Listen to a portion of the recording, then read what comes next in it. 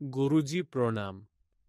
গুরুজি, আমি একটা ছোট প্রশ্ন জানতে চাইছিলাম, মনকে কিভাবে নিয়ন্ত্রণে রাখা যায়?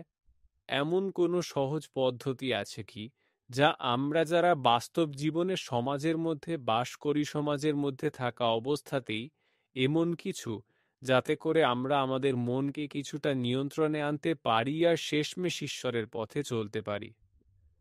ধন্যবাদ, প্রণাম। দারুণ প্রশ্ন। মনকে নিয়ন্ত্রণে রাখবে কিভাবে? কার নিয়ন্ত্রণে?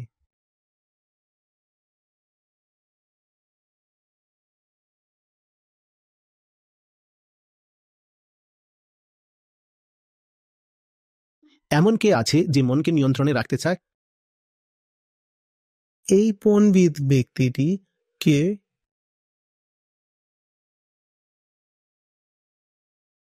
বলুন তো, এই আমি কে যে মনকে নিয়ন্ত্রণে রাখবে? এবার ভালো করে বুঝে নাও।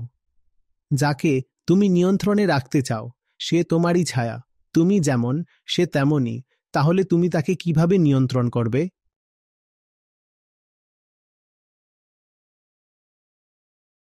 কিন্তু মজার ব্যাপারটা হলো, শুধু আমরা এই প্রশ্নটাই করি না যে মনকে কিভাবে নিয়ন্ত্রণে রাখা যায়। বাজারে এই প্রশ্নের শত শত উত্তরও বিক্রি হচ্ছে, আর ক্রেতাও প্রচুর। এভাবে নিয়ন্ত্রণ করো, সেভাবে নিয়ন্ত্রণ করো। এটা ঠিক সেই রকম একটা প্রশ্ন যেন কেউ জিজ্ঞেস করছে, আয়নায় নিজের প্রতিবিম্ব কিভাবে বদলাবো? তোমার মুখটাই যদি বদলে ফেলো, তাহলে আয়নায় যা দেখা যাচ্ছে সেটাও বদলে যাবে।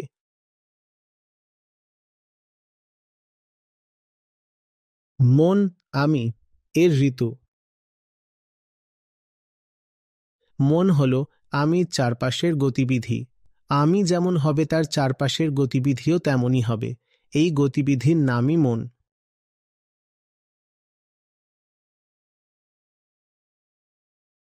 মনের নির্ধারণ এই বিষয় নিয়ে হয় যে তুমি নিজেকে কি ভেবে বসে আছো, নিজেকে কি বানিয়ে রেখেছো, আর তুমি কার সাথে আসক্তি জুড়ে রেখেছো। তুমি যদি নিজেকেই ভুলভাবে দেখো, তাহলে মন ঠিক হবে কি করে?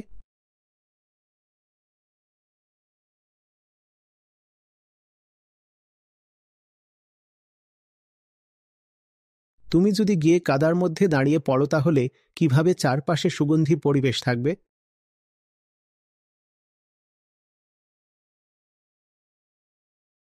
কেউ যদি কাদার মধ্যে দাঁড়িয়ে জিজ্ঞেস করে এই সব দুর্গন্ধ কিভাবে বদলানো যায়, কিভাবে সরানো যায়, দুর্গন্ধকে কিভাবে নিয়ন্ত্রণে আনা যায়, তাহলে আমি বলবো, দুর্গন্ধ নিয়ে ভাবা ছাড়ো।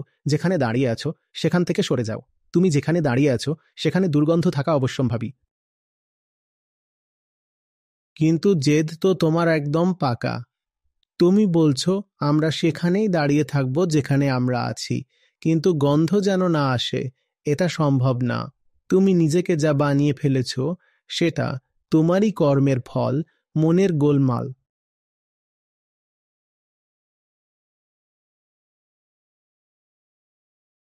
তুমি বদলাও, মনও বদলে যাবে। মন মানে কি? মন বলতে তুমি যা বোঝো তা হলো চেতনা। মন বলতে তুমি বোঝো ভেতর থেকে যে অনুভূতিগুলো উঠে আসে, চিন্তাগুলো উঠে আসে, প্রতিক্রিয়াগুলো উঠে আসে, এই সব কিছুকেই তুমি মন বলো। কিন্তু তুমি এটা দেখছই না যে এই সব চিন্তা কার মধ্যে উঠে আসে, এই সব অনুভূতি, এই প্রতিক্রিয়াগুলো কার মধ্যে ঘটে। এসব তোমার মধ্যেই ঘটে। এদের কেন্দ্রবিন্দু তুমি। ভাবো তো, যদি তুমি নিজেকে এমনভাবে সংজ্ঞায়িত করো যে আমি সেই যে দুর্বল আর যার সবসময় ভরসা আর সুরক্ষার দরকার, তাহলে মনে সবসময় কেমন পরিবেশ থাকবে? মনে সবসময় একটা ভয়ের পরিবেশ থাকবে, সবসময় একটা আতঙ্কে ডুবে থাকবে। এখন তুমি বলছো আমাকে এই ভয়কে নিয়ন্ত্রণ করতে হবে।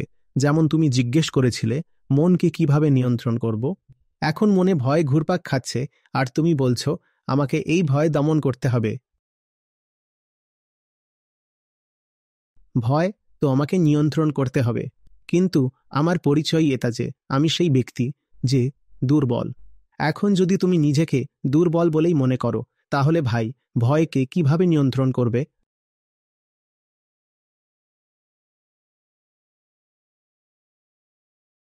তুমি নিজেকে কিছু একটা বানিয়ে নিয়ে জীবন জুড়ে ঘুরে বেড়াও, মজা করো। যা তুমি নিজেকে বানিয়ে নিয়েছো সেটা ভালো করে বুঝে দেখো। দেখো তো আসলে কি বানিয়েছ। আর যেটা তুমি নিজেকে বানিয়ে নিয়েছ সেটাই শেষমেশ তোমার জন্য ঝামেলার কারণ হয়ে দাঁড়াবে।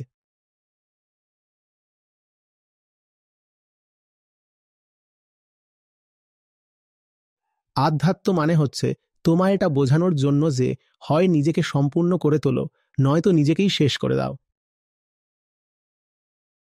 এই দুই অবস্থার মধ্যেই তুমি পরিচয়ের বন্ধন থেকে মুক্তি পাবে।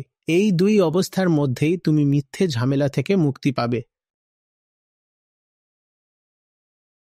তুমি কেন নিজেকে অর্ধেক অসম্পূর্ণ ভাবো? আর তুমি নিজেকে নিয়ে যা কিছু বোঝো সেটা অর্ধেক অপূর্ণখণ্ডিত, এখানে ওখানে থেকে জোগাড় করা মাত্র।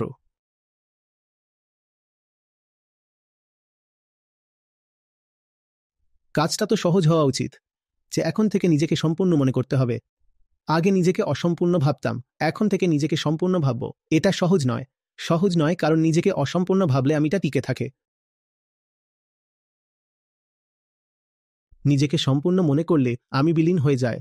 নিজেকে অসম্পূর্ণ ভাবার সঙ্গে অনেক বড় স্বার্থ জড়িয়ে থাকে। স্বার্থ তো জড়িত থাকে, কিন্তু নিজেকে অসম্পূর্ণ ভাবার সঙ্গে অনেক কষ্টও জড়িয়ে থাকে। যখন সেই কষ্ট ওঠে তখন এমন প্রশ্ন করো, মনকে নিয়ন্ত্রণে কিভাবে রাখা যায়।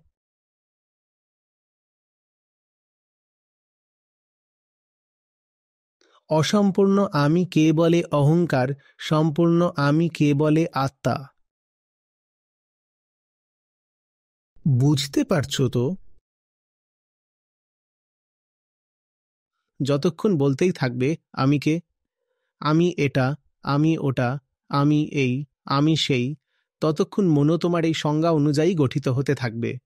তারপর আবার অভিযোগ করো না, বাবলা গাছ বুনে আম খুঁজে পাবে কি করে।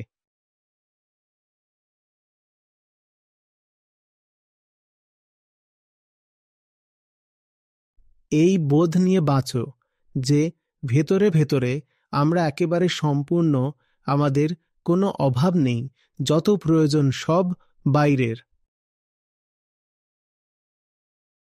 যদি প্রয়োজনগুলো পূর্ণ হয়ে যায় সেটা আসলে বাইরের প্রয়োজন পূরণ হয়েছে, আর যদি প্রয়োজনগুলো পূর্ণ নাও হয় তবুও বাইরের কিছু অপূর্ণ থেকে গেছে। ভিতরে ভিতরে আমরা সবসময় সম্পূর্ণ। যখন পূর্ণতায় বাঁচবে তাহলে মন একটা সীমার বাইরে খুব একটা খারাপ হবে না। মন যদি খারাপ হয়ও সেটা বাইরের দিক থেকে খারাপ হবে, কারণ তখন ভালো মন্দ, গুণ দোষ সবকিছুই বাইরের স্তরে থাকে। তাই মন যদি খারাপ হয়ও সেটা বাইরেই থাকবে। কেউ তোমায় দেখে বলবে, আজ তোমার মন মেজাজ কিছুটা ভালো লাগছে না। তুমি বলবে, হ্যাঁ একটু খারাপ আছে, বাইরের দিক থেকে খারাপ, ভেতর থেকে তো একদম মজাতেই আছে। যেমন একটা রসালো ফল যার খোসার ওপর ধুলো পড়ে গেছে, কিন্তু সেই ধুলো তার রসের ওপর কোনো প্রভাব ফেলছে না। ভেতরে ভেতরে সেই ফলটা একেবারে মজায় আছে। হ্যাঁ, আজ ঝড় উঠেছিল তাই ধুলো লেগে গেছে, আজ খোসাটা একটু ময়লা হয়ে গেছে, কিন্তু আমরা তো এখনো রসালোই আছি, আমাদের ওপর কোনো প্রভাব পড়ছে না। এমনভাবে বাঁচো। তারপর আর বলবে না যে মনকে নিয়ন্ত্রণে আনতে হবে।